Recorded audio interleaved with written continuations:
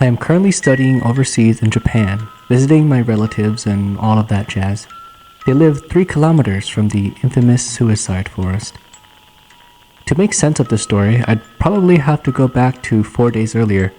My grandmother had been insisting on my visit for a long time because I'm in the country. At first, I wasn't too keen on it, but I thought, why not, and finally went.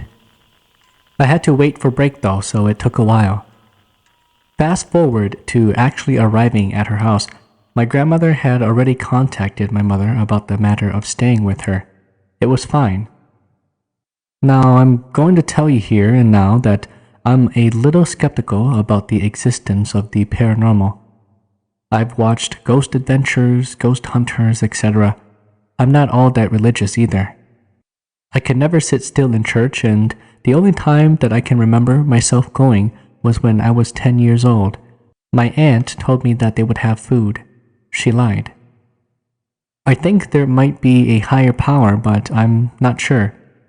However, what I'm experiencing is convincing me otherwise about the existence of the paranormal. Now let's get back to the original subject.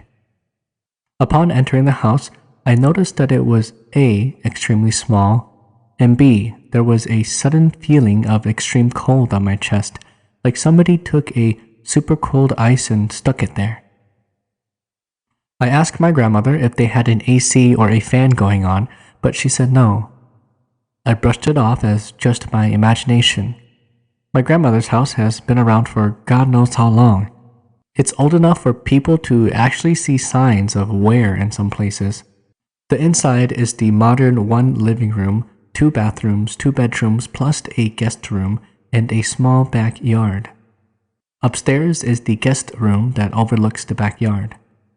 One of the bathrooms is also upstairs. I mostly stayed in the house and explored the backyard, which has an awesome Zen garden. I got to watch NHK with English subtitles.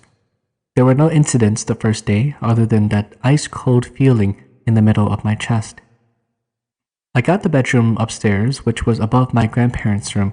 It was a traditional room with the tatami mats and sliding door that separated the room into halves.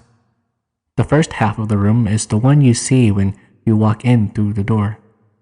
There are shelves with manga, anime, music, sandals, a small umbrella, etc. The second half, after you open the sliding door, is where the flatbed thingy on the floor is and the window straight ahead overlooking the garden. I stooped to put my possessions on the bottom shelf when I was in the first half of the room. When I stood back up, I felt a weird heavy sensation on my chest. The kind you get when you fall really fast towards something. I began to get dizzy and actually fell to my hands and knees. There were spots in my vision. As soon as it began, it stopped. I was about to get up while wondering what brought that on when the same cold sensation from earlier hit my chest, but this time much harder. I also felt cold around my neck and couldn't breathe. I was terrified and wanted to get help but could not get a word out. This lasted for 30 seconds, but it felt much longer than that. As soon as I got my breath back, I rushed downstairs to tell my grandmother.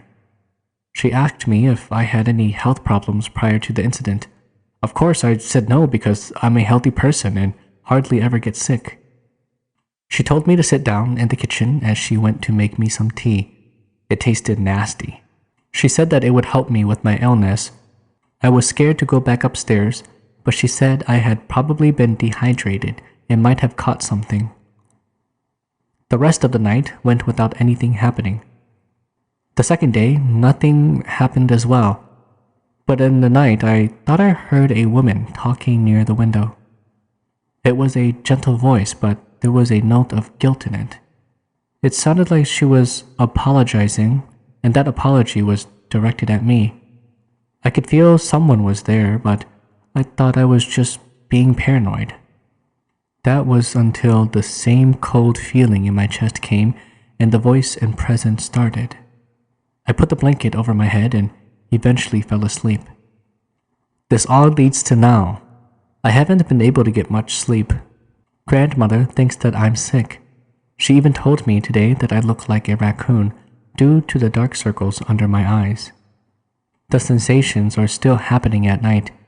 I was hesitant to share my story, but my friends encouraged me, so I gave it a shot.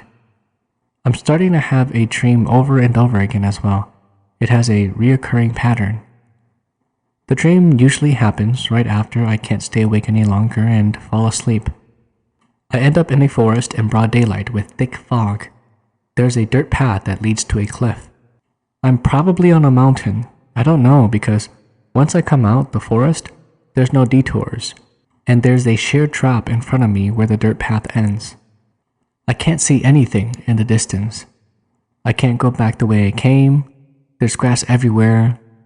That's when a falling woman comes out of nowhere and falls past the rocky edge of the cliff with her arms outstretched, as if she's trying to catch herself on the said edge. She always misses in my dream. That was the first time, but now every time she comes falling down, an overwhelming urge to catch her takes me over. I run for the edge of the cliff only for my hand to merely brush hers and miss. Sometimes I'll hear a splash of water way far down and everything becomes icy, just unbearably cold. I can't see the water, but when the splash is heard at times, it feels like my whole body is drenched in ice water and I can't breathe, like I'm drowning. I told my grandmother at first and she didn't believe me. Until last night, I actually caught the falling woman in my dream. When I caught her wrist and she took hold of mine, excruciating pain was in my shoulder and wrist, like I'd caught something heavy with one arm. She had a really tight grip. She looked to be 20 years old, and she had long brown hair, brown eyes, and she wore a dirty white dress that looked like it went through mud. Her skin was a bit tan, but also pale. She had streaks of mud on her face. The woman said the same thing that the lady by the window said, "I'm sorry." To be honest, it scared me. I woke up today with a red hand mark around my wrist and my shoulder felt dislocated. My grandmother doesn't really know what to do, but she's researching. I can't sleep because I'm scared of the dream. I don't stay upstairs by myself. I completely avoid it during the day and stay up as much as I can despite being so tired. I just don't want to go to sleep. I still get these sensations in my chest and around my neck, but they're less intense, strangely gentle in some instances. I can still feel her presence. I don't know what she wants. I need help. Any advice is appreciated. I was brought up and always felt it was best to speak to someone of my experiences. My tradition, Native American, we have many beliefs in the spiritual and unworldly creatures. My family shares the same gift as I do. Of course, not all of us have it. I was told by my grandmother that we have a strong line of medicine men and women in our family. When I was young, I was able to sense the presence of spirits. As I got older, my senses heightened, and it came to where I knew if it was a female or male, a child or an adult. Now it's to where I can see them. Sometimes shadows, mists, a glow, and others as real as anyone else. Right now I live in Okinawa, Japan. I moved here in April 2010. My family calls this a gift, but at times it's real fear. I have been trying to control what I allow myself to see and feel, which hasn't been easy. There is so much activity on this island. At times it's difficult to filter what's actually there and what's not. I have 3 experiences that will forever stay with me. The first time I arrived here, my husband was driving past a military area, which made me feel very uncomfortable. After that feeling, I saw a Japanese man walking along the road in front of us. Something about him was unsettling. I could feel it in my gut and under my skin. To me, the way he was walking didn't seem like he touched the ground. I glanced at him twice, and each time he would grow taller and then back down to his normal size. After this, I could not take my eyes off of him. It was towards the evening, just before dark. there was a light glow with some pink and purple in the sky. As we drove closer, he started to fade away. We got to the point where I saw him last, and I started looking around with no sign of him anywhere. My husband asked me what was wrong. I explained to him that I didn't like the feeling the area was giving me and what I saw. He then explained to me about the area and the stories that are connected to it. Unfortunately, I can't share details due to it being a military base. He told me that it was an old munitions storage and there were some deaths involved. Sounds of guns and explosions in the distance when there shouldn't be. There are times when guards will see old Japanese soldiers geared up for battle, and upon being approached, they would disappear. For all I know, what I saw that evening could have been a Japanese soldier back in 1945. My second encounter here was in my own home. I live in what Japanese call a mansion, but it's actually an apartment, American style. For several days, whenever I woke up to go to the bathroom, I felt someone watching from the spare bedroom. Night after night, this continued. The room has always felt stuffy and dark. I went into the room one night to confront whatever was in there. My entire body started to tingle and I felt almost empty. I got right out of the room and went back to bed. That night I slept close to my husband. The third time, I was home alone. My husband was working a night shift. I was asleep when noises at the foot of my bed woke me up. It was the sound of crinkling paper. I laid in bed listening to it, and then it stopped. We didn't own any animals at this time. I admit I was scared. After I felt a presence, it felt like a child pacing back and forth from the foot of my bed to the side of the bed I was sleeping on. My body started getting the chills and feeling sick in the stomach. The only other way I can describe it was the feeling of a hangover. I covered my head and fell back to sleep, but not for long. I woke to what I thought was my husband finally home. My nerves finally could settle. I could hear his boot on the tile floor walk from the door to the office, but he never came to the room. I thought he wasn't tired yet and probably went in the office to play on the computer, so I fell asleep. I woke up to the floor creak at our bedroom door, half asleep thinking my husband was finally coming to bed. As this presence got closer to the bed and leaned over, I knew it wasn't him. All I could do was lay in bed with this thing staring at me inches away from my face. I imagined myself grabbing its hair and pushing it away from me. After a few moments, which felt like hours, my heart stopped racing. I was still scared though. I mustered up the courage to get out of bed to tell my husband what had happened and to come to bed. I got up and the place was dark. I wondered if he stepped out, but there was no evidence of him ever being home. I slept light for the rest of the night with the TV on and heard the front door open this time. I yelled out my husband's name to make sure it was him. Thank God it was him. I don't know how much more I could have taken. I told him my experience, that we were getting a cat and I was going to smudge the house in the morning. When I woke up, I was angry about what these spirits put me through. I smudged our home fed up. I was basically yelling at them to get out. In my tradition, cats can see spirits and they will protect those that they love. We now own 2 cats. Since that day, I haven't had any encounters in my home anymore. Outside is another story. I have reviewed this experience repeatedly in my mind since it happened about 14 years ago. I haven't told many people, not that it's anything to be embarrassed about, but I feel comfortable sharing it online anonymously. I know what I saw, and I know for sure I was not dreaming the experience.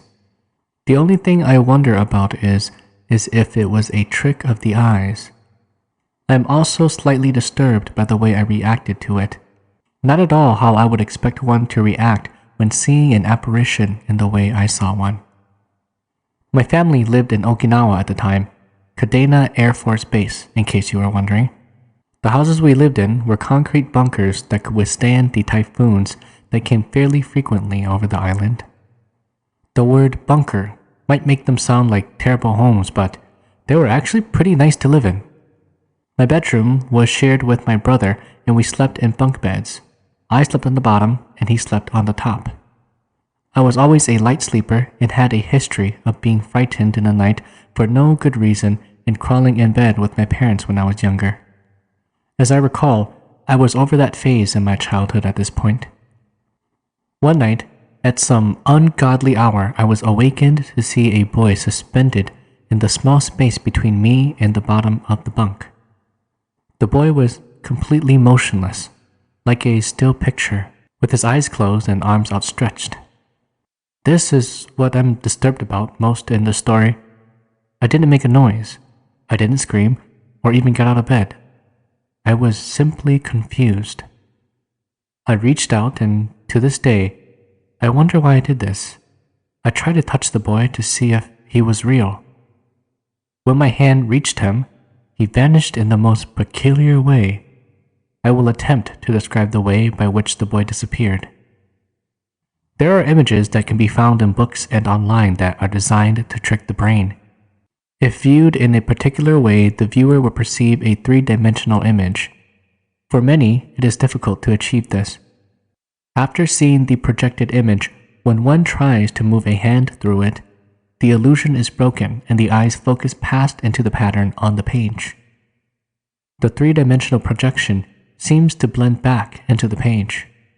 I'm not saying what I saw was an illusion of some sort, but that is exactly what happened when I tried to touch him. His image seemed to blend back into the bottom of the top bunk, and he was gone. Afterwards, I went right back to sleep. How I was able to sleep after that, I have no earthly idea. I didn't tell my parents, but I told my brother. He didn't take it seriously at all. He even joked that it was actually him and that he was doing push-ups over me at night. To clear some possible curiosity, I'm not certain what race the boy was. He may have been Okinawan and some victim of the war. I think it was possible that he was an American boy who had died in that room in his sleep. It is also possible that he was a victim of a habu snakebite, which can be lethal. Habus are common in that area. Some years later, back in the United States, I had another similar experience. I may post it later. Last month, I visited Japan again for an opening ceremony of a new hospital at Hokkaido. It was Chinese New Year and there were many visitors around, and there is a saying going that the more visitors, the more accident. That night, right after the party, 2 patrons were sent to our hospital. Car accident. It was due to a slippery road. The car lost control and spun 40 meters across the bus road and smashed onto a tour bus. Luckily, there were no tourists inside or around the bus at the time, but the bus driver had his lower body crushed where the car had smashed. The driver of the car was an old man heading to a wedding ceremony. Information from the police said that he stepped on the brake too suddenly that the rear tire slipped. Very unfortunately, the car driver died immediately. That night, the family of the car driver came over and we had to tell them the tragic news. Meanwhile, the bus driver was rushed to do an immediate operation. We needed to observe him and to decide whether or not to do another operation some days later when he was awake. We found that the bus driver's family had not come over and realized that he was living alone and had no family. The bus driver did not wake up for almost a whole week. His company's co-workers and managers did visit, but none of them stayed for too long since he was not in good shape. The doctor decided to do another operation since the time is limited and they cannot wait for him to decide. We had to think of the best plan of action for any of our patrons. Unfortunately, the operation did not go as well as we thought. From the doctor's information, the patron was bleeding badly during the operation. His health condition was not getting any better either. The patron died that evening, making it the second death in our hospital. That night, when I went to tidy up the patron's room for the next day's use, I saw a person facing the wall, mumbling to the wall. I tried to go and ask him who he was, but I was stopped by a nurse whom had worked at the old hospital for years. She pulled me over and told me to never speak to such people. I suddenly realized that the person I saw looked just like the injured bus driver. I may have experienced the hospital's first ghost story.